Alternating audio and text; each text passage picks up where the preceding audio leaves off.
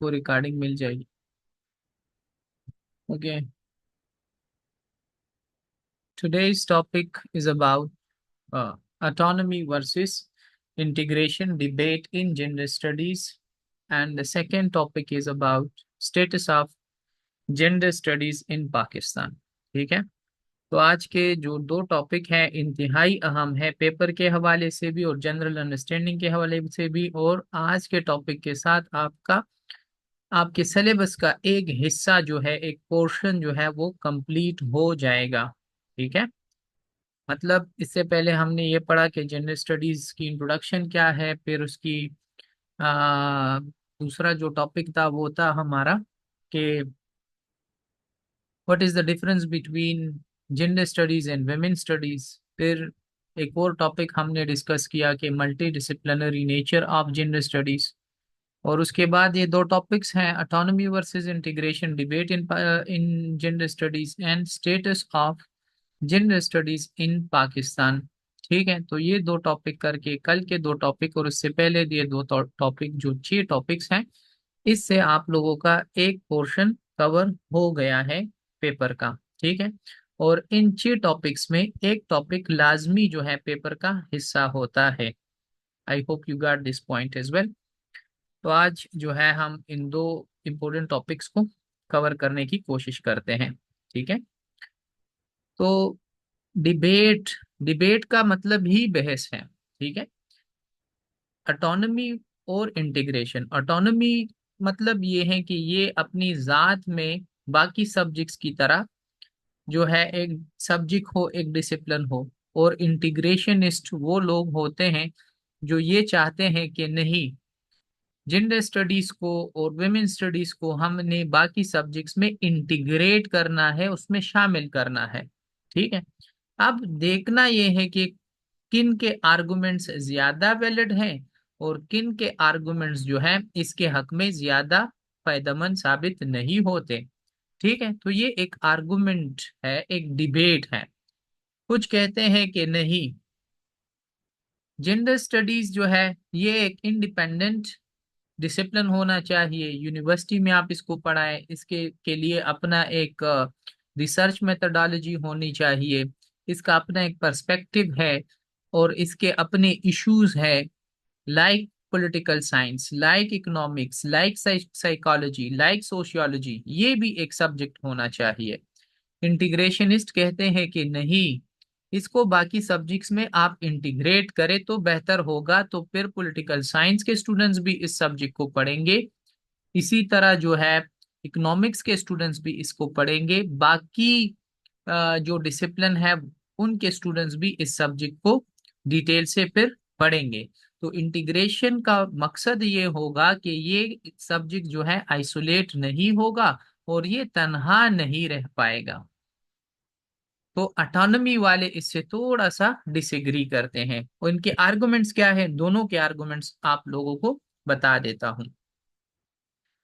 Autonomous autonomous जो है, या वो लोग जो अटोनॉमी को फेवर करते हैं, एडवोकेट करते हैं, जिसको हम सेपरेटिस्ट भी बोलते हैं, लेकिन सेपरेटिस्ट की के बजाय लफ्ज सेपरेशनिस्ट अगर लिख दे तो बेहतर होगा और भी अच्छा होगा। ठीक है, आप लोग सेपरेशनिस्ट, सेपरेटिस्ट वो होते हैं जो किसी मुल्क में सेपरेशन चाहते हैं। ठीक है, तो सेपरेशनिस्ट लफ्ज बेहतर है।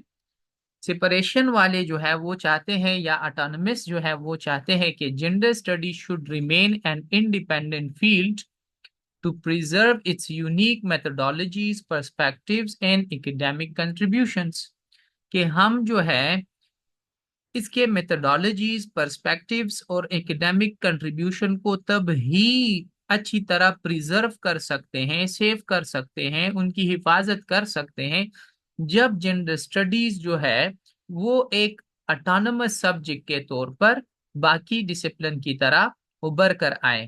ठीक है, तो इनका एक आर्गुमेंट ये है कि यूनिक थियोरेटिकल फ्रेमवर्क, तो जैसे पॉलिटिकल साइंस का एक फ्रेमवर्क अपना है, इकोनॉमिक्स का अपना है, लिटरेचर का अपना है, इसी तरह जो है बाकी डिसिप्लिन का, स्टैटिस्टिक्स का अपना है, सोशियोलॉजी का अपना है, साइकोलॉजी का अपना है, तो ये फ्रेमवर्क जेंडर स्टडीज का भी अपना है। तो लिहाजा जब आपने political science, economics, sociology, psychology, literature, चाहे इंग्लिश हो, उर्दू, उनको एक अलग डिसिप्लिन के तौर पर एक्सेप्ट किया है, उसके थ्योरेटिकल फ्रेमवर्क की वजह से, उसकी यूनिकनेस की वजह से, तो जेंडर स्टडीज के सब्जेक्ट को भी आप उनकी तरह एक यूनिक सब्जेक्ट के तौर पर तस्लीम कर ले। ठीक है, क्योंकि इनके अपने पॉइंट ऑफ व्यूज हैं, इनके अपने मेथोडोलॉजीज हैं, इनके अपने पर्सपेक्टिव्स हैं। मिसाल के तौर पर ज्यूडिथ बटलर का कंसेप्ट है जेंडर परफॉर्मेटिविटी थ्योरी है, which require dedicated exploration and can not be fully integrated without losing their essence. कि अगर आप इसको बाकी सब्जेक्ट्स में पढ़ेंगे तो जूडिथ बटलर्स का जो कंसेप्ट है परफॉर्मेटिविटी, वो अपना अहमियत खो देगा। लेकिन अगर आप इसको जेंडर स्टडीज में पढ़ते हैं तो फिर इसकी अहमियत खत्म नहीं होती। फिर है हमारे पास डिसीजन मेकिंग पावर के ऑटोनोमस स्टेटस वाले ये कहते हैं, या ऑटोनोमस जो है, जो एडवोकेट करते हैं कि जेंडर स्टडीज एक ऑटोनोमस सब्जेक्ट होना चाहिए, तो ये लोग हमें ये बताते हैं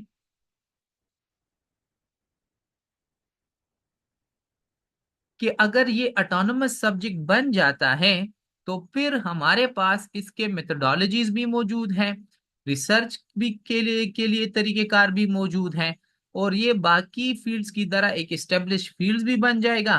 तो ये अपने डिसीजन खुद ले पाएगा, तो डिसीजन मेकिंग पावर जो है ये इसके पास आएगी। और अगर ये बाकी सब्जेक्ट्स में इंटीग्रेट हो जाए तो फिर ये अपने तरीके से रिसर्च नहीं कर पाएगा। यहाँ पर जितने भी लोग होंगे वो फिर पॉलिटिकल साइंस में अगर इसको इंटीग्रेट किया जाए तो इसको पॉलिटिकल साइंस के मेथोडोलॉजी से पढ़ाया जाएगा और उसमें रिसर्च की जाएगी। अगर आप इसको इकोनॉमिक्स में इंटीग्रेट करते हैं तो इकोनॉमिक्स के मेथोडोलॉजीज अप्लाई होंगे, और उस तरीके से जो जेंडर स्टडीज के इश्यूज हैं वो फिर उस तरीके से डिस्कस होंगे। लिहाजा बेहतर तरीका ये है कि इसको ऑटोनोमस बना दिया जाए ताकि इसके पास अपने डिसीजन मेकिंग पावर हो, और जो इसके अपने मेथोडोलॉजीज हैं, अपने रिसर्च डायरेक्शंस हैं, अपने अप्रोचेस हैं, उसके मुताबिक इसमें रिसर्चेस हो। ठीक है, फिर हमारे पास एक और अहम पॉइंट है, वो है फोकस ऑन विमेन स्टडीज। कि जेंडर स्टडीज जो है, जाहिरी बात है, इसका जो रूट हमें मिलता है, कल हमने इस पर डिस्कशन भी की थी कि विमेन स्टडीज से ही ये डिराइव हुआ है, निकला है। ठीक है, तो जो इनके मसाइल हैं, इनके एक्सपीरियंसेस हैं, हम इसमें तब ही डिस्कस करेंगे जब ये ऑटोनोमस होगा। So autonomous argue that integrating gender studies could dilute this focus. अगर आप इसको पॉलिटिकल साइंस में इंटीग्रेट करते हैं, या इकोनॉमिक्स में इंटीग्रेट करते हैं, सोशियोलॉजी में इंटीग्रेट करते हैं, साइकोलॉजी में इंटीग्रेट करते हैं, किसी बाकी सब्जेक्ट्स में जो सोशल साइंसेज हैं उसमें इंटीग्रेट करते हैं, तो इसका जो फोकस है औरतों के ऊपर वो डाइल्यूट हो जाएगा, वो खत्म हो जाएगा। ठीक है, जो अगेन जो है एक बहुत बड़ा मसला है। फिर हमारे पास एक और इनका आर्गुमेंट है, वो कहते हैं कि हिस्टोरिकल प्रेसिडेंट्स हमारे पास मौजूद है, और इसकी मिसाल फिर ये देते हैं कि देखो सोशियोलॉजी भी पहले एक फील्ड नहीं था, सोशियोलॉजी एक सब्जेक्ट नहीं था, बल्कि साइकोलॉजी में इसको पढ़ाया जाता था, लेकिन वक्त के साथ साथ सोशियोलॉजी अब जो है एक इंडिपेंडेंट सब्जेक्ट बन चुका है, इसका अपना डिपार्टमेंट है, उसके अपने फंड्स हैं, उसके अपने टीचर्स हैं, लेक्चरर्स हैं, लोग इसमें पीएचडीज वगैरह करते रहते हैं। ठीक है, तो लिहाजा जब सोशियोलॉजी साइकोलॉजी से अलहदा होकर एक इंडिपेंडेंट सब्जेक्ट बन सकता है, तो जेंडर स्टडीज भी बाकी सब्जेक्ट से अलहदा होकर एग्जिस्ट कर सकते हैं, और इसी तरह वो अपना मकाम हासिल कर सकते हैं।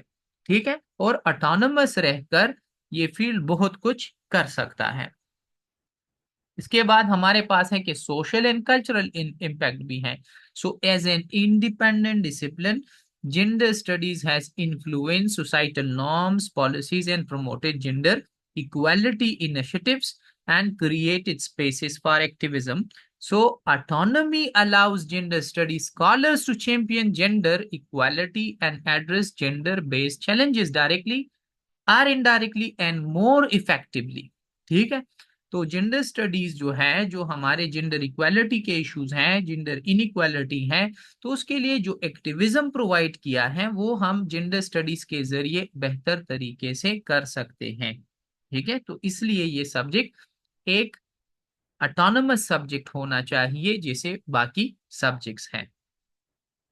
अच्छा, अब कुछ आर्गुमेंट्स इंटीग्रेशनिस्ट के हैं। इंटीग्रेशनिस्ट कौन है? इंटीग्रेशनिस्ट वो लोग हैं जो ये चाहते हैं कि जेंडर स्टडीज एक अलहदा सब्जेक्ट ना हो, बल्कि इसको बाकी सब्जेक्ट्स में इंटीग्रेट किया जाए, शामिल कर दिया जाए, ताकि पॉलिटिकल साइंस के स्टूडेंट्स भी ये पढ़े, ताकि इकोनॉमिक्स के स्टूडेंट्स भी ये पढ़े, लिटरेचर के स्टूडेंट्स भी ये पढ़े, साइकोलॉजी के स्टूडेंट्स भी ये पढ़े, सोशियोलॉजी के स्टूडेंट्स भी ये पढ़े, रिलीजियस या रिलीजन के जो अखलाकियात वगैरह के जो सब्जेक्ट्स हैं, इथिक्स हैं, उसमें भी इसके इश्यूज को और इसके सब्जेक्ट मैटर को इंटीग्रेट करके ये तमाम के तमाम लोग इसको पढ़े। तो इस तरीके से ये आइसोलेट नहीं होगा, बल्कि फायदा होगा इस सब्जेक्ट को। तो इंटीग्रेशनिस्ट का आर्गुमेंट ये है कि अवॉइडिंग एकेडमिक आइसोलेशन, कि अगर आप चाहते हैं कि एकेडमिक तन्हाई से बाहर निकले, तो आप इस सब्जेक्ट को बाकी सब्जेक्ट्स में इंटीग्रेट करें। इसका अपना डिपार्टमेंट नहीं होना चाहिए, अपना टीचर नहीं होना चाहिए, बल्कि हर सोशल साइंस के सब्जेक्ट का टीचर जो है इससे बाखबर हो, और हर सोशल साइंस का टीचर जो है इस सब्जेक्ट को पढ़ाए। ठीक है, और इस तरीके से गेटुआइजेशन या आइसोलेशन इस सब्जेक्ट का नहीं होगा, और ये तब मुमकिन है by integrating gender issues into disciplines like political science, history, economics. Gender studies can avoid becoming marginalized or isolated within academia, कि आप फिर किसी यूनिवर्सिटी में आइसोलेशन से बच सकते हैं। अगर आप ऑटोनॉमी रखते हैं और आप चाहे कहते हैं कि पॉलिटिकल साइंस की तरह मेरा भी एक डिपार्टमेंट हो, तो आप बाकी दुनिया से फिर अलग हो जाएंगे, बाकी सब्जेक्ट से आप अलग हो जाएंगे। तो इस तरीके से आप मार्जिनलाइज हो जाएंगे, आप आइसोलेट, आप अलहदा हो जाएंगे।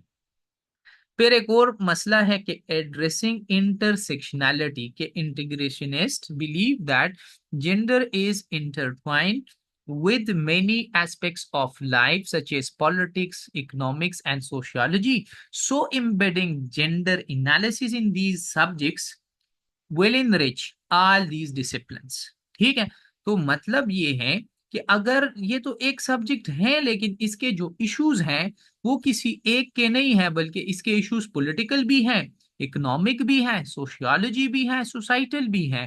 ठीक है, तो आप जब मर्द और औरत को डिस्कस करती हैं तो पॉलिटिकली भी डिस्कस करती हैं, इकोनॉमिकली भी डिस्कस करती हैं, और सोशली भी डिस्कस करते हैं।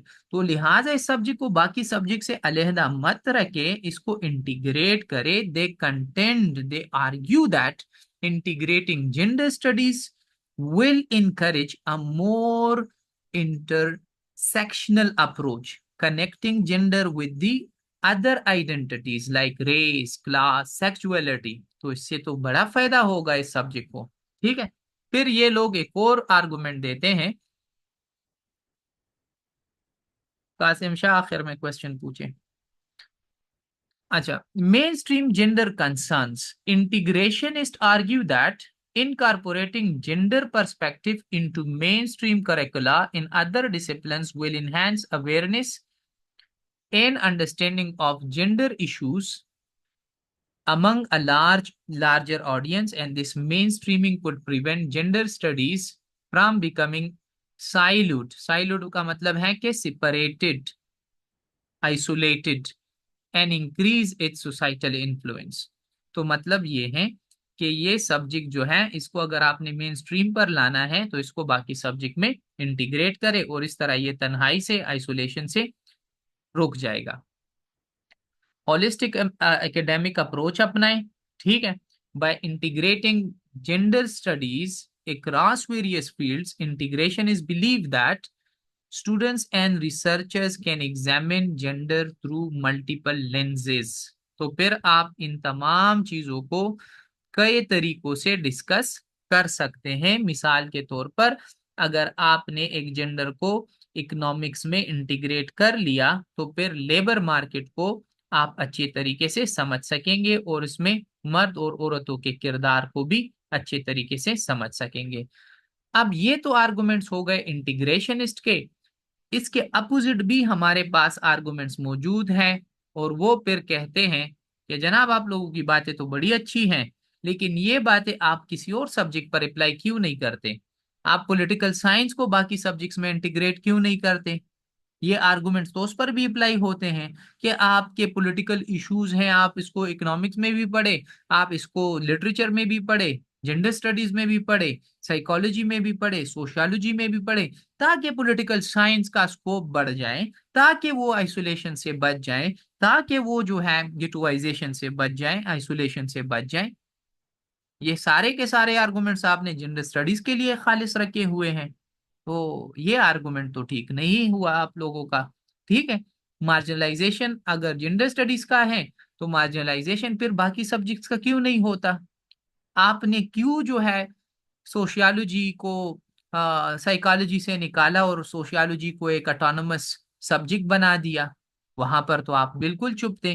जैसे कि कहा कि other example of other autonomous fields. ठीक है, जैसे मैंने अभी just a sociology separates itself from the psychology, तो इसी तरह जेंडर स्टडीज को भी बेनिफिट मिल जाएगा। एक और चीज है कि power and visibility through independence, कि जेंडर स्टडीज तब एग्जिस्ट कर सकेगी, तब पावर हासिल कर सकेगी, तब जो है प्रोमोट होगी, जब इसका अपना स्टेटस इंडिपेंडेंट होगा बाकी सब्जेक्ट की तरह। फिर है प्रिवेंटिंग कोऑप्टेशन, के अगर ये बाकी में इंटीग्रेट कर जाएं, तो बाकी सब्जेक्ट्स इसको ओवर पावर कर लेंगे और इसके पास कुछ भी नहीं रहेगा। ठीक है, तो लिहाजा ये आर्गुमेंट भी गलत है इंटीग्रेशनिस्ट का।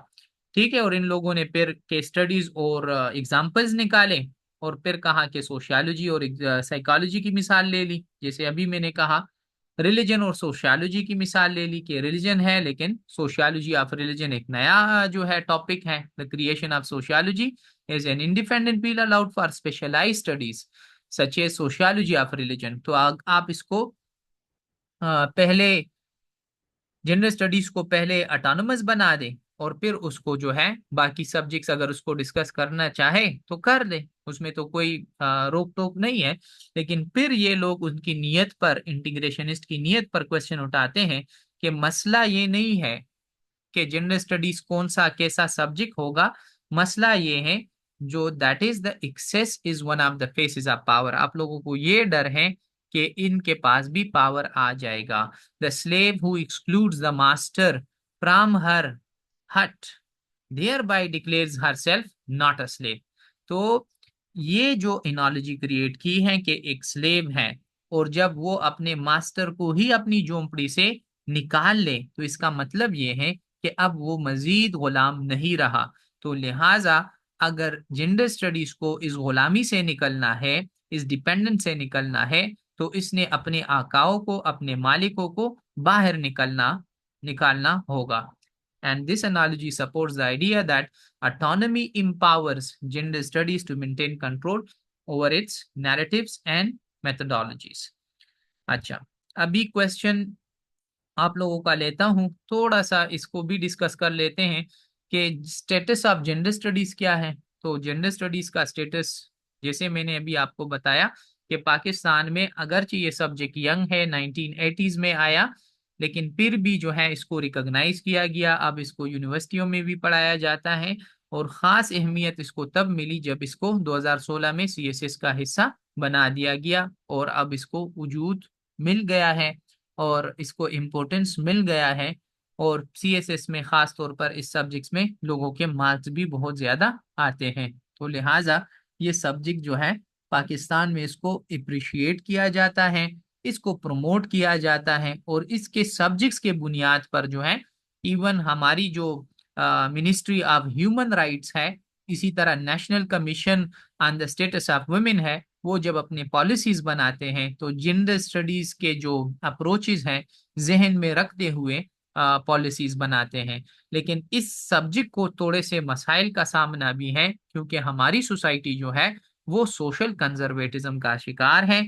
यहाँ पर बहुत ज्यादा जो इस सब्जेक्ट के जो इश्यूज हैं, चाहे वो LGBTQ है, चाहे वो सेक्सुअलिटी है, जेंडर इक्वालिटी की बात जब होती है, तो इन तमाम इश्यूज को क्रिटिसाइज किया जाता है, जिसकी वजह से इस सब्जेक्ट को भी अंडरमाइन किया गया है और लोग इस सब्जेक्ट को लेने को डिस्करेज करते हैं कि आप ये सब्जेक्ट ना लें, ये आपको विधीन बना देगा। इसी तरह एकेडमिक लिमिटेशंस भी हैं कि इसको पाकिस्तान में अगरचे पढ़ाया जाता है, लेकिन हर एक यूनिवर्सिटी में इस सब्जेक्ट को नहीं पढ़ाया जाता। फंडिंग कंस्ट्रेंट्स भी हैं कि इस सब्जेक्ट्स के जो डिपार्टमेंट्स हैं, they are struggling with financial limitations, ठीक है। और इस साल तकरीबन कहते हैं कि पिशावर यूनिवर्सिटी में इसका डिपार्टमेंट जो है खत्म भी हो जाएगा या बंद हो जाएगा, due to lack of students and due to lack of funds. फिर लेक ऑफ एम्प्लॉयमेंट अपॉर्चुनिटीज, तो वजह यह है कि अगर इसको सिर्फ CSS का हिस्सा बना दिया गया है तो आप ये 100 मार्क्स इसमें एक्सपेक्ट कर सकते हैं, लेकिन इसमें अपॉर्चुनिटीज ज्यादा से ज्यादा नहीं होती अगर ये subject as an academic discipline आप लेते हैं। कुछ NGOs वगैरह ये जॉब आपको ऑफर कर देंगे, लेकिन बाकी सब्जेक्ट्स की तरह इसके इतने ब्राइट अपॉर्चुनिटीज नहीं होते, जिसकी वजह से लोग इसको नहीं लेते। ये तमाम चैलेंजेस हैं। फ्यूचर प्रोस्पेक्ट्स क्या है, तो अगर हम अवेयरनेस कैंपेन्स करें तो ये सब्जेक्ट जो है उभर कर बाकी सब्जेक्ट्स की तरह निकल कर सामने आता है। गवर्नमेंट सपोर्ट चाहिए, जैसे CSS का हिस्सा भी बना दिया, तो इसी तरह तमाम PMS, चाहे सिंध हो, चाहे KP का PMS हो, चाहे पंजाब का हो, बलूचिस्तान का हो, इस सब्जेक्ट को उधर भी इंक्लूड कर देना चाहिए। और इसका जो लोकलाइज्ड करिकुलम है, एक इस पर एतराज ये होता है कि लिमिटेड जो स्कोप है वो ये है कि यहाँ पर हमारी सोसाइटी पर ये अप्लाई नहीं होता, क्योंकि हम इसमें वो कॉन्सेप्ट पढ़ते हैं जो वेस्टर्न सोसाइटी के हैं। तो लिहाजा हमें ज़रूरत ये है इस सब्जेक्ट की कि हम इसका लोकलाइज करिकुलम निकाले, ताकि हमारे साउथ एशिया या एटलीस्ट पाकिस्तान के सोसाइटी के मुताबिक हो। करियर अपॉर्चुनिटीज बढ़ा देने चाहिए, इसमें बहुत ज्यादा जॉब्स के मौके देने चाहिए स्टूडेंट्स को, ठीक है। रेफरेंसेस भी दिए हैं। अभी अगर आप लोगों का कोई क्वेश्चन है तो मैं आप लोगों के क्वेश्चन जो है एंटरटेन करता हूँ, सही है।